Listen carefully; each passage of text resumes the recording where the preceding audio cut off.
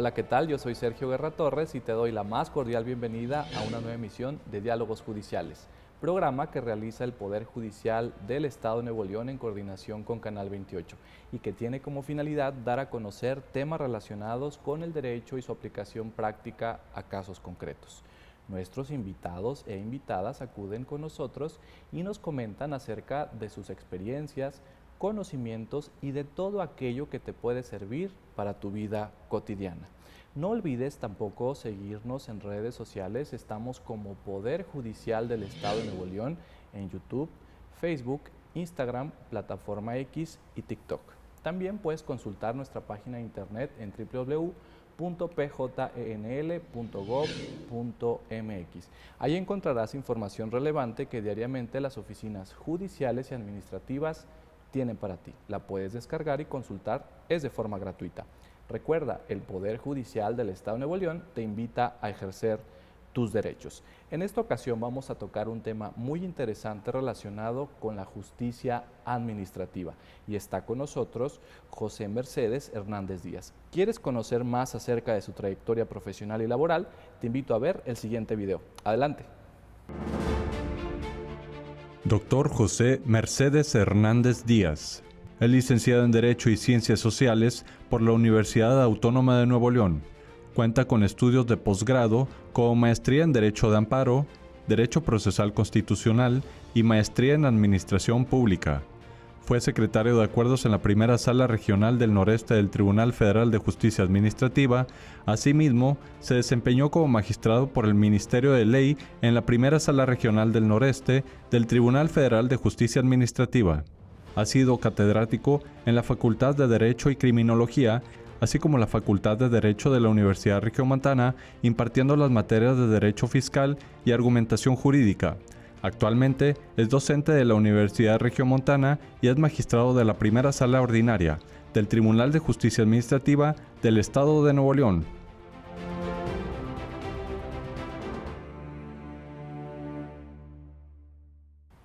José, bienvenido a esta nueva emisión de Diálogos Judiciales. Es un honor que estés con nosotros. Muchas gracias, el honor es mío. Muchas gracias por la invitación y aquí estamos para dialogar. Pues es un tema realmente interesante el hablar del derecho, pero creo que hay tópicos actuales que es necesario comunicar a nuestro auditorio y que estén al tanto, ¿no?, de lo que realmente significan, y quién mejor que tú como un experto en la materia para pues explicarnos estos detalles sobre la justicia administrativa. En primer término, me gustaría que nos pusieras en contexto de cómo surge la justicia administrativa en México. Bien, pues mira, la justicia administrativa en nuestro país pues ya va para 100 años. 1936, por decreto del presidente Lázaro Cárdenas, se establece el Tribunal Fiscal de la Federación, con un tribunal administrativo con plena autonomía para dictar sus fallos. Tiene sus orígenes en su composición en el Consejo de Estado francés. Fue importada esa figura, esa institución a nuestro país. Se estableció en la ley, ¿sí?, como un aparato, como un tribunal para conocer y resolver de actos de la estructura del Poder Ejecutivo, es decir, de la administración pública. Federal exclusivamente. Federal exclusivamente. Hasta ese punto existía solamente como tribunal administrativo el Tribunal Fiscal de la Federación, para conocer de asuntos estrictamente de carácter fiscal. Ni siquiera nació como una figura o un tribunal para conocer temas administrativos. Es decir, de todos los actos que generaban las autoridades de la Administración Pública Federal, simplemente fiscales. Simplemente fiscales. Y con esa visión de que se analizara la cuestión fiscal relacionada con el ingreso, con los tributos, que sea el Ejecutivo quien lo analizara primeramente, ¿sí?, con en ejercicio de esa autotutela que tiene la administración pública para autorregularse, para autocorregirse. Nació inicialmente con esa visión.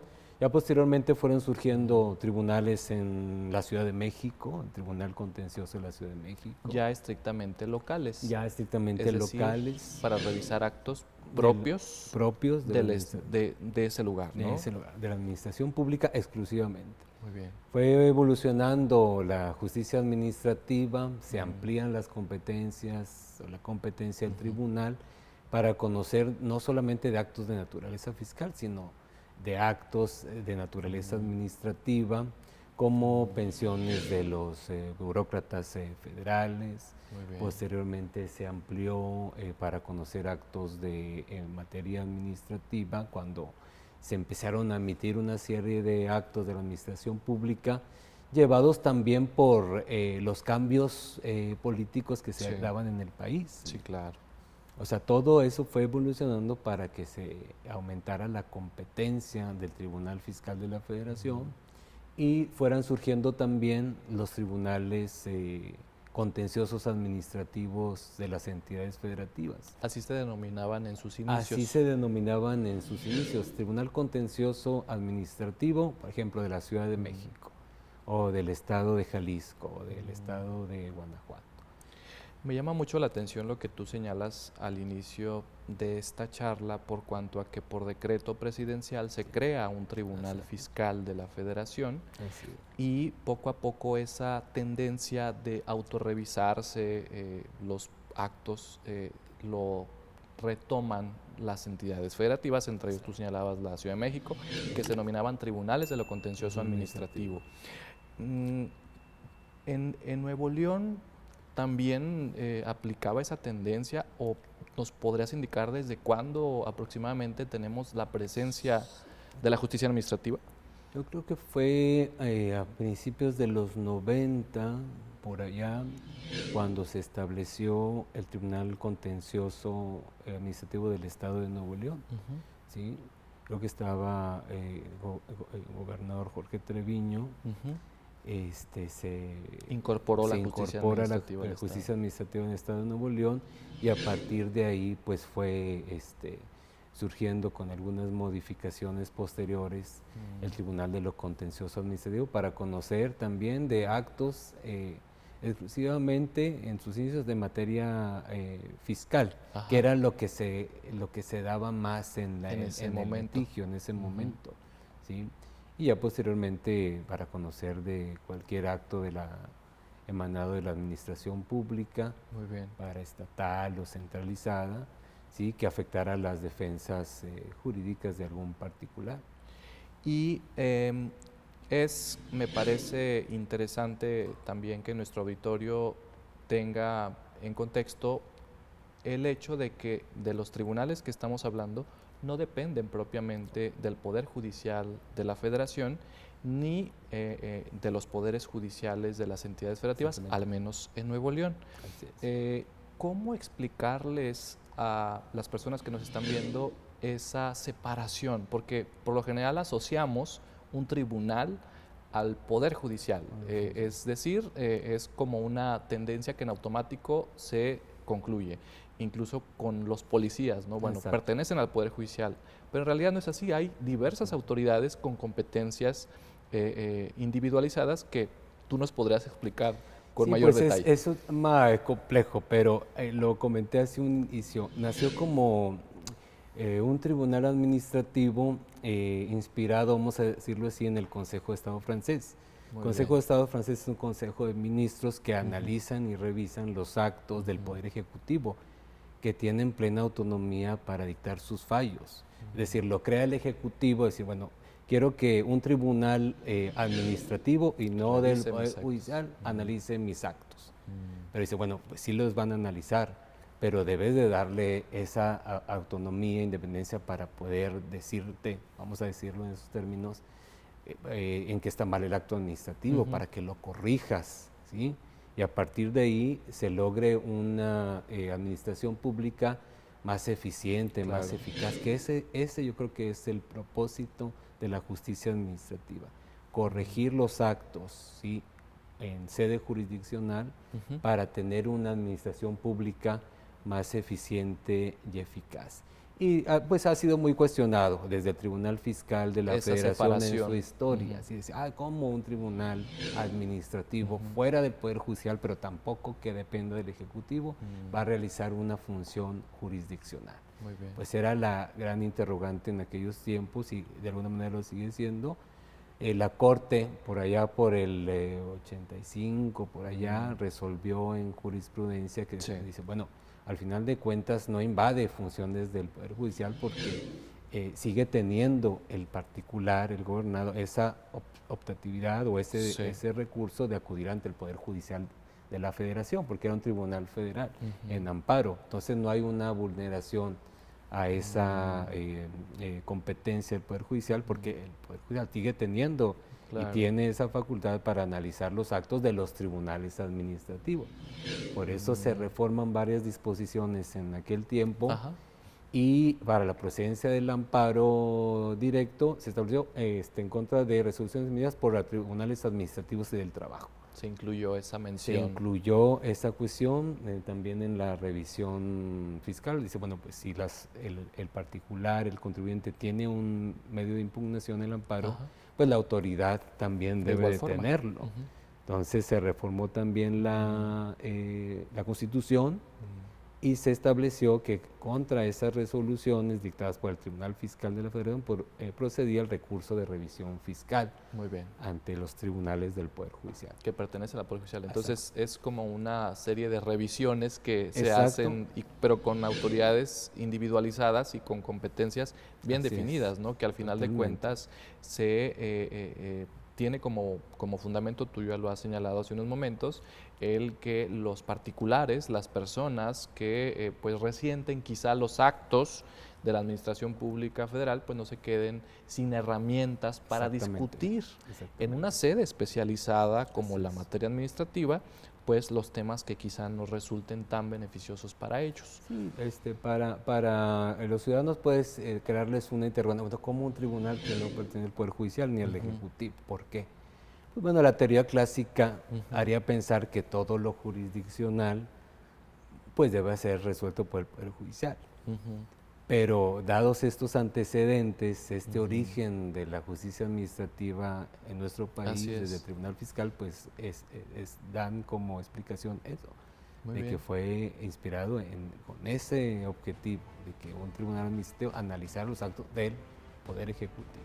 Claro, y al final son herramientas que ustedes como personas, como parte de una sociedad, en este caso México, pues tienen a su alcance para discutir actos exclusivamente de la administración pública. Ya vamos a ir delimitando en su momento cuáles son esos actos.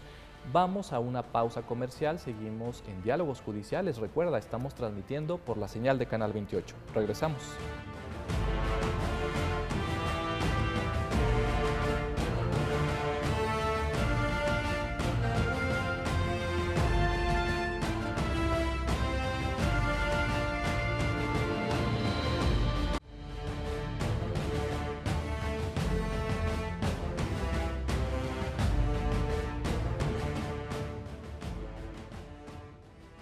Regresamos a Diálogos Judiciales. Recuerda, estamos transmitiendo por la señal de Canal 28. No olvides seguir nuestras redes sociales. Estamos en Facebook, YouTube, Plataforma X, Instagram, como Poder Judicial del Estado de Nuevo León. También visitar nuestra página de internet en www.pjnl.gov.mx. Recuerda que el Poder Judicial del Estado de Nuevo León te invita a ejercer tus derechos. En esta ocasión, nuestro invitado nos ha estado platicando cómo es que la justicia administrativa se introdujo a México y trajo para la sociedad mexicana diversas herramientas y así cuestionar jurídicamente a los actos de la administración pública en un inicio federal y después precisamente la administración estatal.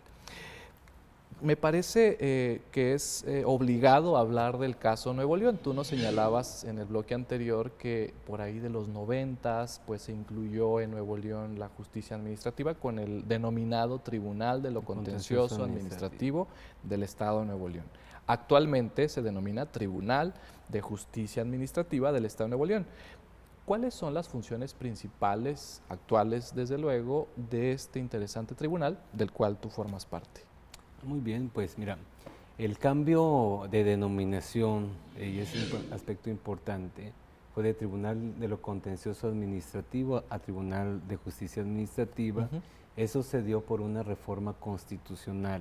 Muy bien. Al artículo 16, fracción quinta de la Constitución, porque también fue de la mano con la modificación a la denominación del Tribunal Federal, con todo este paquete de reformas del Sistema Nacional Anticorrupción. Muy bien. Entonces se cambió denominación de Tribunal Federal de Justicia Fiscal y Administrativa a Tribunal Federal de Justicia Administrativa, y con ello a la denominación de los tribunales locales. Por eso se denominan en su mayoría tribunales de justicia administrativa del Estado de Nuevo León o de Tamaulipas, etc. Precisamente para contemplar como su competencia la cuestión de los servidores públicos. Muy bien. Conocer una sala especializada en materia de responsabilidad de los servidores públicos. Por este paquete de Por ese paquete de reformas se cambió la denominación y se incluyeron nuevas competencias a los tribunales administrativos. Pero bueno, atendiendo a tu pregunta, sí, ¿de qué conoce el tribunal? Pues de actos emitidos por la administración pública, estatal, municipal, sea centralizada o paraestatal, que tengan una afectación, vamos a decirlo así, a la esfera jurídica de los administrados, de los ciudadanos, de los contribuyentes. De quienes de alguna forma tengan contacto con esos actos. Exactamente. Digo, al final de cuentas es un universo interesante, Sí, el tipo de autoridades que tenemos en el Estado, ¿no? Digo, es un catálogo. Nos damos cuenta, le digo a mis alumnos, de que, bueno, diariamente convivimos con la administración pública sin darnos cuenta a quién no nos han puesto una multa de tránsito. Y ahí sería un acto cuestionable ante el tribunal. Un acto administrativo. Muy un bien. acto administrativo. La diferencia, por ejemplo, a nivel federal es que marca resoluciones definitivas en el federal.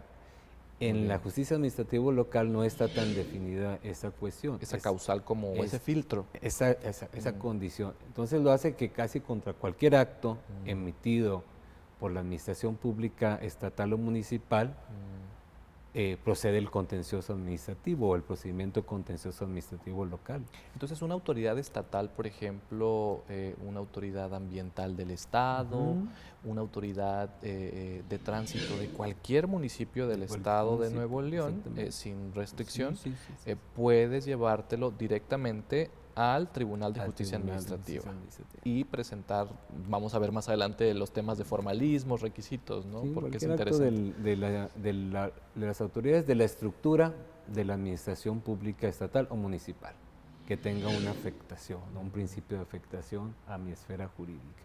Lo puedo cuestionar en cuanto a su legalidad en el Tribunal de Justicia Administrativa, y tú lo has comentado, desde autoridades en materia ambiental, desde luego en materia de finanzas, materia fiscal, las típicas multas de tránsito. Muy bien. ¿Sí? Entonces todos esos actos... Desarrollo urbano. O sea, me parece que es una cuestión interesante, ¿no? Sobre todo en el área metropolitana de Monterrey. Sí.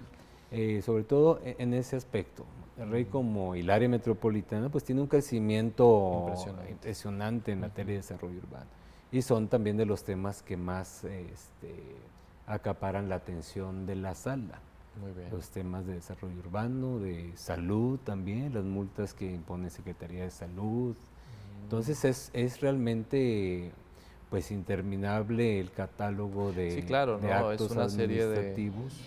de actuaciones, pero aquí sí hay que ser muy claros, ¿no? Que son única y exclusivamente los actos que emita tanto la administración pública estatal como las administraciones públicas de los municipios. Es decir, no entra el Poder Judicial del Estado de Nuevo León ahí. Los actos que emita el Poder Judicial, ni por ejemplo Fiscalía General de Justicia, tampoco entrarían entonces. Sí, exactamente. Anterior, como la Procuraduría era una dependencia del Ejecutivo antes de la reforma, pues bueno, quizá algunos actos que fueran de esa naturaleza podían ser cuestionados en el Tribunal de Justicia Administrativa. Pero no, es la ley establece y la Constitución establece de que procede el juicio contencioso administrativo contra actos emitidos o tiene facultad para dirimir controversias suscitadas entre los particulares y la administración pública estatal, municipal, por actos que afecten a los ciudadanos. Entonces, está delimitada esa competencia. Claro. Quedan fuera tanto a nivel local como federal, no solamente es de la cuestión local, sino federal. Quedan fuera los actos de los organismos constitucionales autónomos, por ejemplo del transparencia, COFEPRIS, quizá. COFEPRIS, esos no entran dentro del análisis de la competencia del tribunal, históricamente y originariamente delimitada al área de la administración pública. Muy bien. Sí, los actos de los poderes pues, son juzgados por los poderes, por los mecanismos constitucionales que tienen a su alcance que dentro de sus establecen, actos. Exactamente. Ese es La diferencia. la diferencia. Pues interesante saber que al final de cuentas existen herramientas legales bien definidas para cuestionar los actos de las autoridades estatales y municipales que hemos estado señalando en Nuevo León y desde luego con las características que tú puntualizaste a nivel federal. Es una interacción también ver que por un lado está el Tribunal de Justicia Administrativa del Estado de Nuevo León y por otro lado están los particulares, las personas que resienten quizá alguna afectación derivada de cualquier acto de las autoridades que ya hemos definido. Vamos a hablar en principio de la cuestión organizacional del tribunal. Tú hace unos momentos señalabas salas, señalabas algunas autoridades especializadas, por ejemplo, en anticorrupción. Entonces, me gustaría que nos explicaras, para efectos de organización, cómo se compone el Tribunal de Justicia Administrativa del Estado de Nuevo León. Muy bien, pues se integra con la sala superior inicialmente, compuesta de 3 magistrados y 5 salas ordinarias. ¿sí? Bien, bien. 5 salas ordinarias integradas solamente por un magistrado. Sí, son 4 salas ordinarias y una sala especializada. 4 ordinarias, 4 ordinarias y la especializada en Muy materia de responsabilidad de los servidores públicos. Muy bien. Son 4 salas ordinarias que conocen de Cualquier acto. asunto. Sí, las 4 salas tienen la misma competencia y la sala especializada en materia de responsabilidades. Muy bien. Cada estructura de cada sala pues se integra de 5 o 7 secretarios y del personal necesario para realizar realizar sus funciones. Sí. Y esas salas ven procedimientos, es decir, se denominan juicios administrativos o cómo nos podrá explicar por ejemplo, en la ley federal se denomina el procedimiento contencioso administrativo, pero también se habla de juicio contencioso administrativo. Sí, la cuestión más de procedimiento viene pues desde su origen. Muy bien. El procedimiento lo enfocamos más a la cuestión, a los procedimientos que realizan las autoridades, las dependencias, las entidades de la administración pública. Realizan un procedimiento administrativo para llegar a emitir una resolución en donde se determine pues la imposición de una multa, la determinación de un crédito fiscal. El procedimiento contencioso se quedó desde sus inicios porque se hablaba primero de contencioso oficioso, que correspondía, por ejemplo, a las propias autoridades de la administración pública. Dice, bueno, estamos en el procedimiento contencioso oficioso. Tienes tú un recurso administrativo contra los actos que yo vaya emitiendo, pero sigue estando en la estructura de la administración pública. No dentro del tribunal. Pero también vas a tener el juicio o procedimiento contencioso administrativo, ¿sí? Como esa parte en donde va a entrar el tribunal administrativo para analizar la legalidad de esa resolución administrativa, pero se quedó como un procedimiento, como todo era parte de la administración pública, sea que lo determinara o lo resolviera la autoridad administrativa o el tribunal, seguía siendo un aspecto de la administración pública. Muy bien. Y no juicio, que hablamos del juicio cuando hablamos de una cuestión jurisdiccional. Sí, claro, ¿no? De todas estas quizá cosas comunes ver dentro del Poder Judicial de cada entidad federativa al Poder Judicial Federal, sino que acá es en sede administrativa totalmente. Exactamente. Entonces, en un inicio. En un inicio. Entonces se denomina la ley de procedimiento contencioso administrativo o también juicio contencioso administrativo. Al final de cuentas es Muy un bien. juicio en donde intervienen las partes en relación con un acto impugnado. Hay partes, hay el actor, que es la parte actor, el contribuyente o el administrado, la autoridad demandada, que es siempre una autoridad de la administración pública, y un tercero imparcial que interviene para resolver la controversia, que es el tribunal. Entonces tiene las partes de un juicio, incluso terceros que pueden intervenir en el juicio. En el Propiamente tiene la estructura de un juicio, pero lo del procedimiento se quedó desde el origen del tribunal fiscal. Tú nos has señalado las personas que intervienen en este punto de contacto, es decir, existe un acto, ya está emitido, ahí está, materialmente, y lo pueden discutir las personas interesadas. Entonces, las personas interesadas acuden a un tribunal, en este caso el Tribunal de Justicia Administrativa del Estado de Nuevo León. Por un lado, ¿qué nos dirías de las autoridades? Tú has dicho un tercero imparcial. ¿Qué requisitos mínimos debe contar una persona que tramite y resuelva este tipo de procedimientos administrativos? Sí, pues mira, es relativamente sencillo, y digo relativamente sencillo porque pues luego en los requisitos que establece la ley lo establece muy claramente, pues puede ser promovido por la persona a quien le afecte el acto, a instancia de parte. Desde luego debe existir un acto que te afecte o que tenga alguna parte de él que te pudiera afectar, un principio de afectación. Existe también ese acto, pues debe ser emitido por una autoridad de la administración pública.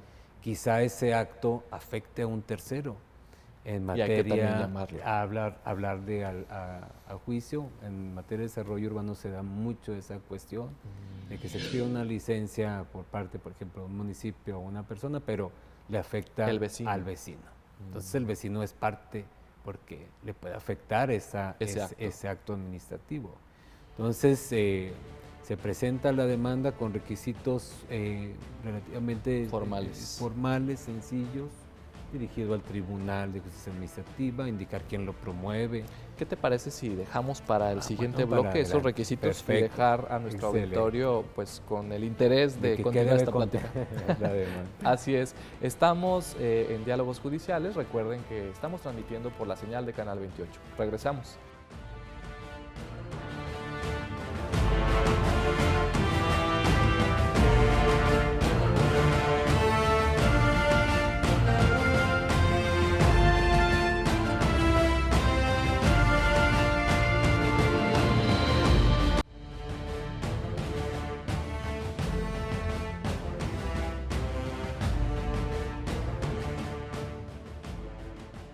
Regresamos a Diálogos Judiciales. Recuerda, estamos transmitiendo por la señal de Canal 28.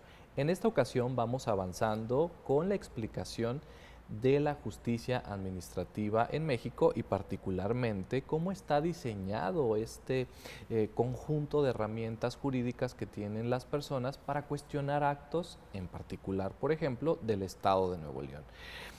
Tú nos has señalado con mucha puntualidad que hay ciertos actos que genera la administración estatal o en su caso la municipal y que esos actos pues en algunas ocasiones generan un grado de afectación a personas, no solamente a las personas en forma directa, sino a otras, ¿no?, que pudieran estar vinculadas. Nos adelantaste en el bloque anterior estos requisitos de la demanda. Entonces, continuando con esas formalidades de la demanda, pues me gustaría que nos siguieras explicando, porque al final de cuentas no es como llegar al tribunal directamente y decir, oiga, es que me acaban de multar, sino que hay que seguir requisitos. Ciertas formalidades. Sí, exactamente, y son formalidades que tratan de ser sencillas para que se facilite el acceso a la justicia, porque no hay que olvidar que este tribunal es para dirimir controversias entre particulares y la administración pública. Muy bien. Particular que se ve afectado por un acto. Entonces ese es el punto, y va enfocado a que sean requisitos sencillos que deban cumplir los administrados. Entre ellos, primero, pues indicar a quién llevo mi escrito, mi demanda. Tribunal de Justicia Administrativa del Estado de Nuevo León. ¿Quién promueve la persona afectada? Nombre, apellido. Nombre, apellido, domicilio. Su firma. De quién promueve, ¿sí? Para identificar quién es la persona que está promoviendo y quién es la afectada de ese acto. Muy bien. También señalar qué acto administrativo sí te está afectando. Dímelo con claridad, porque ese va a ser el objeto, la materia del juicio. Sí, claro. Que exista un acto administrativo que te está afectando. ¿Cuál es? Descríbemelo con suficientemente para que yo lo pueda identificar. Y acompañarlo. Acompañarlo, o si no lo conoces, fíjate, la ley también permite que puedes manifestar desconocer ese acto. Dice, oye, sé que existe una multa de tránsito porque fui a hacer un trámite para, no sé, sacar mi licencia o tramitar en las placas de mi vehículo y me dijeron que ahí había una multa. Pero yo no la sé tengo cuál físicamente. es, nunca se me notificó, no recuerdo cuál es. Pues bueno, ya identifico cuál es el acto. Muy bien. Y voy a manifestar que desconozco ese acto porque nunca no me ha sido notificado. Pero tengo que identificarlo de esa manera, ¿sí? También, obviamente, una relatoría de hechos, cómo ocurrieron los hechos, cómo te enteraste de ese. Pues acudí a hacer un trámite, me informaron, pues nunca me notificaron de eso, razón por la cual los hechos varían de acuerdo al caso que estás impugnando, desde luego. Las pruebas que vas a ofrecer, ¿sí? En qué sustentas, cuál es el sustento de ese juicio, para desvirtuar ese acto, en qué te apoyas para desvirtuar su legalidad. Muy bien. Bueno, aquí está la supuesta notificación que me dejaron de un acto que ni conozco. Bueno, aquí está el acto administrativo, si lo conozco, que me fue notificado. Aquí lo exhibo como prueba y donde se advierte precisamente todas las irregularidades o ilegalidades que voy a combatir. Desde luego que deben formularse agravios, ¿sí? Es decir, no es simplemente relatar que existe un acto y que la autoridad de forma prácticamente oficiosa o en automático revise su legalidad, sino que al particular le corresponde entonces formular argumentos, vamos a decirlo así, porque luego se hace muy técnico y ya en esto ha avanzado la Suprema Corte en jurisprudencia. Bueno, no debe ser una estructura de una... Muy sacramental. Sacramental, basta que exista un... ¿Por qué lo pides? ¿Qué pides y por qué lo pides? ¿Qué es lo que se denomina la causa de pedir? ¿No? O sea, ¿por qué razón te causa la afectación ese acto? Responder preguntas, ¿no? ¿Por qué? ¿Por qué? ¿Por qué? ¿Qué pido? Pues la nulidad de ese acto que me afecta, lógicamente. Esa es la pretensión de la actora en un juicio en un procedimiento administrativo. Nulidad. La nulidad del acto. Yo voy a impugnar algo que me afecta y por lo tanto pido su nulidad. Y voy a hacer valer argumentos, decir, bueno, ¿por qué quieres que se declare inválido o nulifique ese acto? Pues es que para empezar no lo conozco, sí lo conozco, pero no contiene la firma de quien lo emite. Que ese es un requisito formal a su vez de los actos, de ¿no? los actos que debe estar firmado por la autoridad que lo está emitiendo. Sí, y yo digo, es muy sencillo. ¿Qué dice la Constitución? O simplemente vamos al sentido como, vamos a ponerlo no en términos muy técnicos. Me llega un acto en donde se me impone una multa. Para empezar me pregunto, bueno, ¿quién firma esto? No viene ni el nombre. Pareciera una copia simple, por ejemplo. ¿Quién lo firma? Pues debe contener por lo menos quién lo envía. Como cuando recibimos una carta, un mensaje. Claro. Bueno, ¿quién lo envía? ¿Y quién lo suscribió? Exactamente, ¿quién lo suscribe? No lo conozco, pues bueno, es un requisito de ese acto que no contiene este acto impugnado. Y así vas formulando sus argumentos. Bueno, no me dice ni de dónde viene esa multa. Muy bien. Me debe decir, pues claro que me debe de indicar cuál es el fundamento y motivo, cuáles son las circunstancias particulares que llevaron a la autoridad a emitir ese acto. ¿Por qué me lo está imponiendo si vamos a suponer, yo pagué el año pasado el predial? Y aquí está mi recibo. Aquí está y eso lo ofreces como prueba, ¿no? Exactamente. Y me viene otra vez, pero ¿cómo? Y no me dice dónde viene, si es un cobro nuevo, si se tomó en cuenta el pago que yo hice. Muy bien. Todo eso va surgiendo de la propia lógica también y del acto. Por eso sí, de argumentos lógico-jurídicos. Muy bien. Viene primero de la lógica, del sentido común, de lo que me hace. Bueno, pues por lo menos que digan quién lo emitió. Y seguramente, si es así, pues la ley lo debe establecer como un requisito. No creo que la ley diga, no, pues que no se señale quién lo emitió ni quién lo firmó. No tendría Lógica. ningún sentido lógico, Sí, claro. exactamente. Y bueno, sobre todo porque la demanda es el contacto primero que tiene la persona Exactamente. de la que se duele de un acto y le está diciendo, Así es. esto exactamente es lo que Así me es. agravia, esto es ilegal. Entonces, la oportunidad para alegar esas cuestiones solamente es en la demanda. No hay oportunidad, por ejemplo, de agregar más después de que, oye, me surgió también otra cuestión que no considere o que no considere necesaria. También es válido eso. Pues en principio deben contenerse en la demanda, Muy bien. ¿sí? Pero hay situaciones, por ejemplo, cuando se argumenta desconocer un acto administrativo. Desconozco ese acto, voy a interponer la demanda, pero seguramente me lo van a dar a conocer en la contestación. Ah, muy bien. Porque ese procedimiento se establece que la autoridad en la contestación deberá dar a conocer el acto administrativo que estoy impugnando. Así, bueno, no te hagas, aquí está el acto, ¿cómo que no lo conoces? Muy bien. Bueno, yo tengo oportunidad para ampliar mis agravios y es ahí. Porque ya lo conoces Ya desde lo ese momento. conozco, desde que me lo están exhibiendo, en ese momento lo conozco y en ese momento voy a tener la oportunidad para hacer valer mis argumentos. Entonces se da una ampliación a la demanda. Muy bien. Y a su vez una contestación a la ampliación de la demanda. De la demanda. Por la autoridad. Por la autoridad, exactamente. Entonces, dependiendo del caso, si está delimitado, si bueno, en la demanda, haz valer tus argumentos y las pruebas, ¿sí? De acuerdo Claro. al caso que vas a interponer. Muy bien. Pero hay aspectos en que se van surgiendo del trámite del juicio.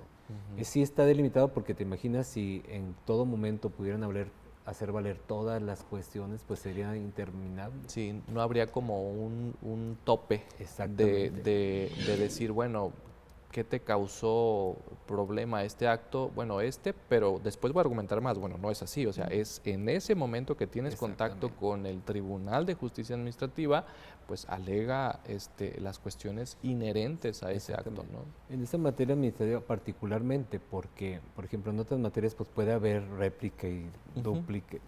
Oportunidades procesales, pero en materia administrativa, dado que tiene como objetivo que se corrija si la ilegalidad o el vicio del acto administrativo para lograr una administración eficaz y eficiencia, pues no pueden durar mucho los juicios. No. Imagina si van a impugnar un acto de determinación, por ejemplo, de contribuciones, y se dure años, pues jamás se va a recaudar eso, pues si es claro. que tiene razón la autoridad. Entonces, también es un aspecto previo a considerar antes de presentar la demanda, que también existen plazos para impugnar el acto administrativo en sede administrativa, y no es a capricho de las partes hacia quien van dirigidos esos actos. No, de ninguna manera. Por seguridad y certeza jurídica tienen los plazos procesales. Tienen un plazo para interponer esa demanda que es de 30 días a partir de que haya sido notificado el acto administrativo que vas a impugnar. Tienes 30 días para presentar tu demanda.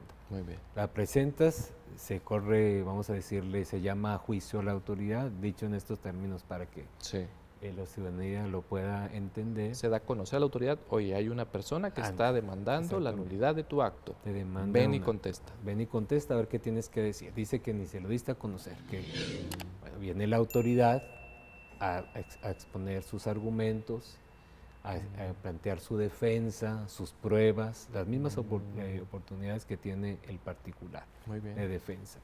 Entonces, también la autoridad tiene 30 días para formular la contestación de la demanda. Se formula esa contestación. Si no hay nada que desahogar, una prueba que sea de especial desahogo, que en el juicio contencioso administrativo gira en torno a documentales. Son documentos que presentan tanto la parte actora como la parte demandada, que y es la el autoridad. tercero si lo hubiera, ¿no?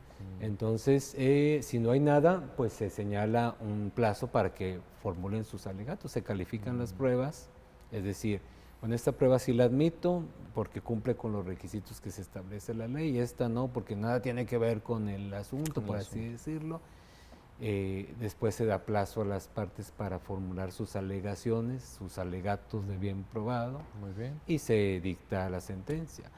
vamos a suponer que si hay pruebas de desahogo, alguna inspección, alguna testimonial, alguna confesional, que es muy raro, pero puede darse. Puede darse el caso. Pues se señala una fecha para audiencia para el desahogo de esas pruebas. Muy bien. Ya el magistrado fija Preside fecha la para audiencia. La audiencia sí es oral, ¿sí? Se levanta el acta de la audiencia, se procesa de desahogo y ahí mismo se da por cerrar la audiencia y se da a las partes el plazo para los alegatos, ¿verdad? Así estructurado. En pocas palabras. Tiene también sus características legales. Pero ya depende de cada caso, pero así en términos generales. Muy bien, y finalmente se dicta la sentencia. Se dicta la sentencia. ¿Se denomina sentencia? Sentencia, sí. Definitiva. Sí, definitiva. Sí. Que resuelve el caso y pues ya ahí vamos a ver en el siguiente bloque cuáles son los efectos de estas resoluciones que se dictan en los procedimientos. Sí, claro que sí. Muy bien, pues estamos en Diálogos Judiciales, te invitamos para que te quedes con nosotros. Estamos transmitiendo por la señal de Canal 28. Regresamos.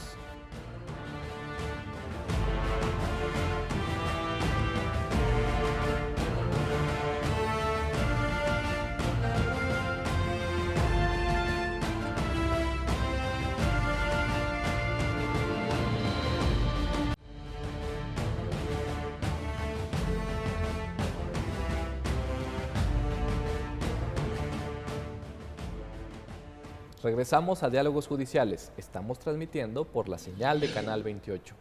Concluimos este bloque con mucha explicación relacionada con la justicia administrativa en México y en algunas entidades federativas, entre ellas precisamente Nuevo León, como es el caso.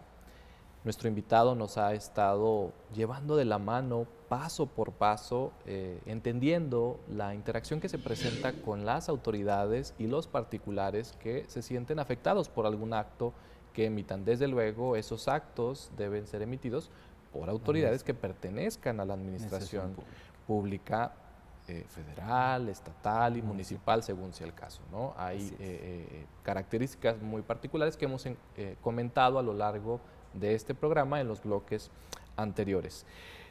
Y precisamente finalizamos el bloque anterior con ese trámite que debe darse al procedimiento administrativo en el Tribunal de Justicia Administrativa del Estado de Nuevo León.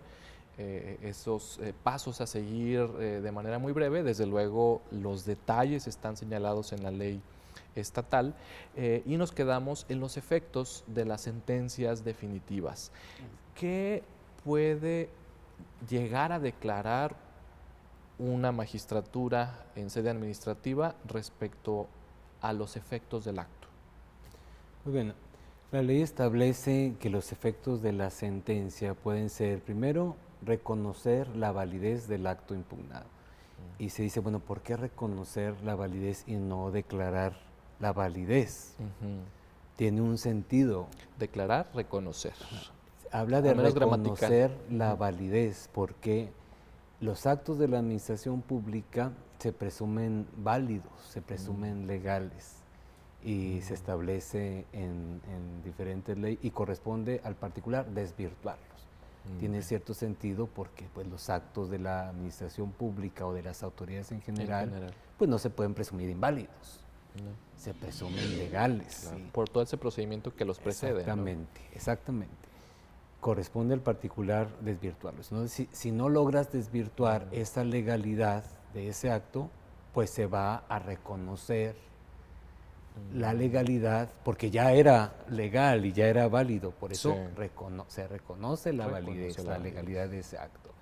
Si el particular logra desvirtuar esa presunción de legalidad, es decir, bueno, tuvieron éxito sus argumentos, sus pruebas, la consecuencia será que se nulifique ese acto. Y ahí sí se va a declarar inválido. Se va a declarar la nulidad de ese acto por ser ilegal. Entonces es una declaratoria, es meramente declarativa la nulidad del acto.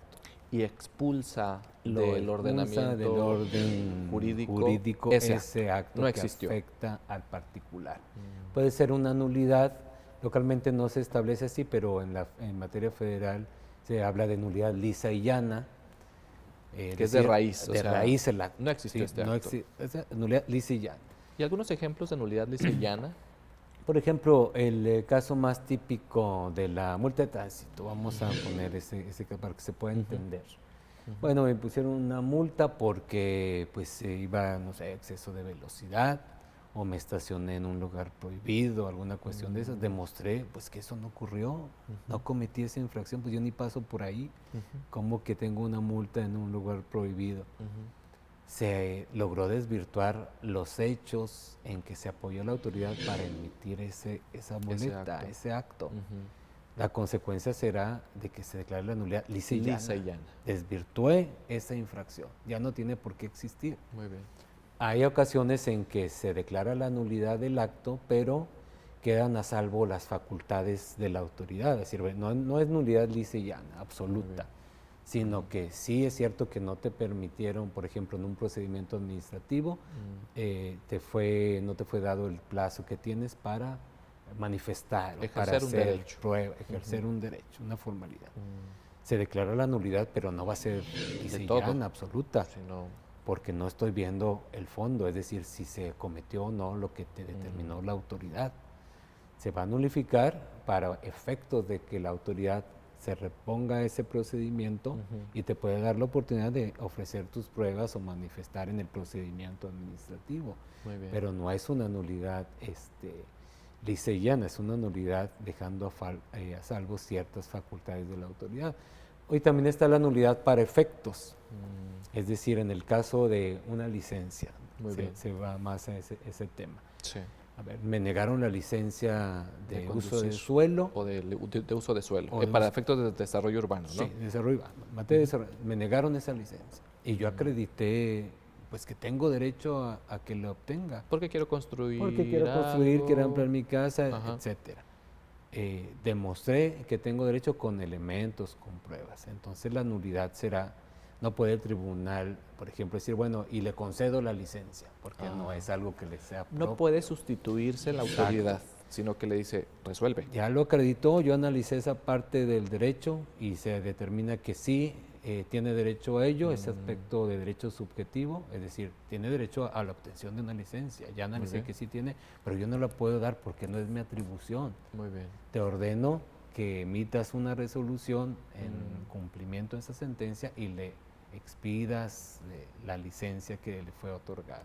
O no se la expida, de acuerdo a la temática. ¿Hay alguna como libertad para la autoridad de volver a incurrir en una misma negativa o en un sentido similar? Pues todo depende, por ejemplo, de cuál fue la cuestión de lo que se debatió en el procedimiento, en el juicio. Si fue nada más que no te dieron respuesta, pues darle respuesta. Y esa respuesta puede ser sí o no. Pero exactamente conforme a lo determine la autoridad, porque no se juzgó ni se analizó el fondo, ¿sabes? Aquí no se analizó, nada más te quejaste de que no te dio respuesta. Te ordeno que le des respuesta. ¿Cómo? Pues de acuerdo al marco de tus atribuciones. Perfecto. Si ya dependiendo de la naturaleza del asunto será la sentencia y los efectos que se van a imprimir y la precisión de esos efectos. Tienen que ser precisos los efectos. ¿Qué quieres que haga la autoridad? Bueno, ¿qué le vas a ordenar? Precísalo de una manera muy puntual en la sentencia para que pueda ser cumplida en esos términos, ¿sí?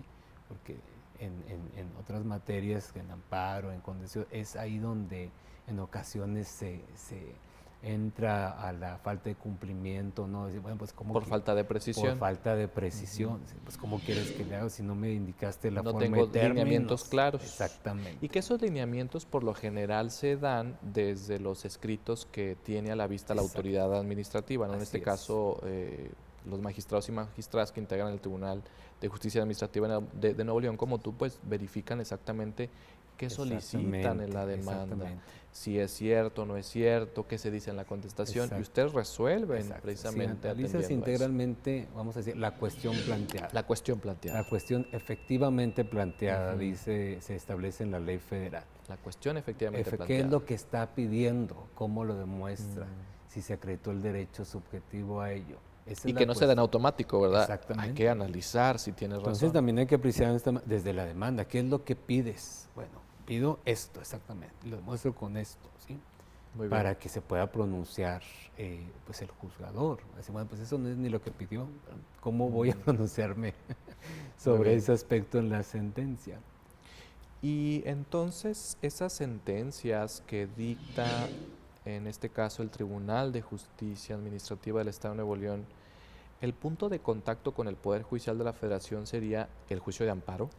Y bueno, contra la sentencia que dictan las salas ordinarias, esas 4 salas que comentamos al principio, Ajá. y incluso la sala especializada en ciertas, cuando participa resolviendo esos asuntos, Ajá. tiene su configuración propia, pero Muy vamos bien. a ponerlo en salas ordinarias. Salas ordinarias. Contra esa resolución procede un recurso para las muy bien. partes Dentro del tribunal. dentro del tribunal. Muy bien. Estará establecido el recurso de revisión para las partes. No están de acuerdo las partes con el fallo que dicta la sala, pues tienen ese recurso para que se pueda revisar Sí. por la sala superior. Muy bien. Se va el asunto como una apelación, vamos a ponerlo Como un así. recurso de apelación. Se ¿no? va a la Se sala revisa superior, esa se resolución. revisa. Si tiene razón, por ejemplo, o no está bien dictada, vamos a ponerlo en estos términos, o hay alguna falta de exhaustividad, de Pero se alegan congruencia. agravios, no es una Sí, revisión. se presenta el recurso, oficiosa. se expresan agravios. No, Muy bien. no es oficioso, se expresan agravios y la sala superior, con base en esos agravios, resuelve si la parte actora fue quien lo promovió contra esa sentencia y tiene razón, pues se revoca la sentencia. Muy bien. Igualmente para la autoridad se revoca la sentencia. Vamos a suponer que se confirma la sentencia, porque la sala superior puede revocar para determinados efectos también, o puede confirmar el fallo de la sala ordinaria. Pero vamos a suponer que alguien no fue favorecido, un particular, con el fallo de la sala superior. Le confirmaron una sentencia que no le favorecía. Pues aquí es donde entra el Poder Judicial, ¿sí? El particular tiene el amparo directo contra esa resolución dictada en segunda instancia. Por la sala superior. Por la sala superior que no le favorece. Por eso siempre tendrá el amparo. Sí, como ese medio, se ha dicho, extraordinario de defensa. Sale de la ley que regula ese acto para establecerse en otra ley y va a analizar esa cuestión si hubo una violación pues a un derecho fundamental, a una garantía constitucional. Muy bien. Para la autoridad es terminal. Si resuelve que no tuvo razón, ahí termina el asunto para la autoridad. No tiene ulterior recurso. La autoridad. La autoridad. Pero el particular sí. El particular sí, tiene la vía del amparo. Del amparo. Pues hemos estado dando un repaso general a la justicia administrativa. Hay puntos que se quedan en el tintero, principalmente este trámite interesante que tú nos has comentado, esta serie de audiencias que se celebran dentro del procedimiento administrativo, los tipos de pruebas que se pueden ofrecer. Creo que el tema del desahogo también es un aspecto muy interesante, ¿no? Y pues los invitamos para que se sigan actualizando y desde luego pues estar al pendiente de los precedentes que emite el Tribunal de Justicia Administrativa del Estado de Nuevo León. Y me gustaría en relación con esto preguntarte pues el perfil de las personas que estén interesadas en hacer su carrera en materia administrativa, no solo dentro del propio tribunal, sino en esta cuestión laboral que quizá desde asesorando un particular. En tu concepto, ¿qué les dirías a los estudiantes que quizá nos estén escuchando en este momento? Pues primero que se preparen, ¿verdad? Que no le tengan miedo a la materia administrativa o fiscal, porque yo me acuerdo cuando estaba en la facultad, fiscal está muy difícil. Era como las matemáticas, ¿no? Del derecho. Administrativo. Entonces, y ciertamente hay que perderle el miedo, aventarse a estudiar. Muy bien. Tiene que ver también, desde luego, con el conocimiento de la administración pública. Muy bien. ¿Sí? Cómo funciona la administración pública. Es muy especializado, ciertamente, pero interesante. Y pues la clave es estar como en toda rama del derecho. Tienes que prepararte y prepararte y prepararte. Es la llave que te va a abrir cualquier puerta del derecho, la preparación, el estudio. Y ese perfil, por ejemplo, para estar en el tribunal, pues debe ser un perfil que tenga estas características, altamente especializado, buena preparación, y porque quienes vamos a resolver tenemos una alta responsabilidad. Sí. Como en todas las materias, se tiene una alta responsabilidad para conocer cómo está el funcionamiento de la administración pública, cómo funciona un órgano jurisdiccional, cómo se desenvuelve el procedimiento en todas sus fases. El saber leer creo que es insuficiente, ¿no? Creo que debe tener una preparación previa altamente capacitada para resolver. Claro que sí, una experiencia también en la materia que te lo da precisamente pues con el paso de los años y el conocimiento de los temas. Muy bien, pues ya estamos por terminar este programa. Me gustaría que quizás si tienes algunas redes sociales del tribunal, algunas redes sociales propias o información que pudieras compartirnos. Pues las redes sociales las compartiremos en pantalla para que nos puedan seguir, y estamos ahí a la orden de la ciudadanía que tenga cualquier duda. El tribunal es de los ciudadanos. Así es. Para que acudan a inconformarse sobre actos de la administración. Se revisará, se analizará y se dictará una resolución conforme a derecho. Así es. ¿Verdad? Y detallen bien exactamente sus planteamientos. Sus planteamientos. ¿No? Hay que ser muy puntuales en eso. Muy bien, pues también los invitamos para que revisen las publicaciones que diariamente realiza el Poder Judicial del Estado de Nuevo León en sus diversas plataformas digitales, en redes sociales como Facebook, YouTube, Instagram, plataforma X y TikTok, y en la página de internet www.pjenl.gov.mx. Es de forma gratuita y las puedes consultar y descargar en cualquier momento. Yo me despido, esto fue Diálogos Judiciales y nos vemos en otra emisión de este programa. Hasta luego.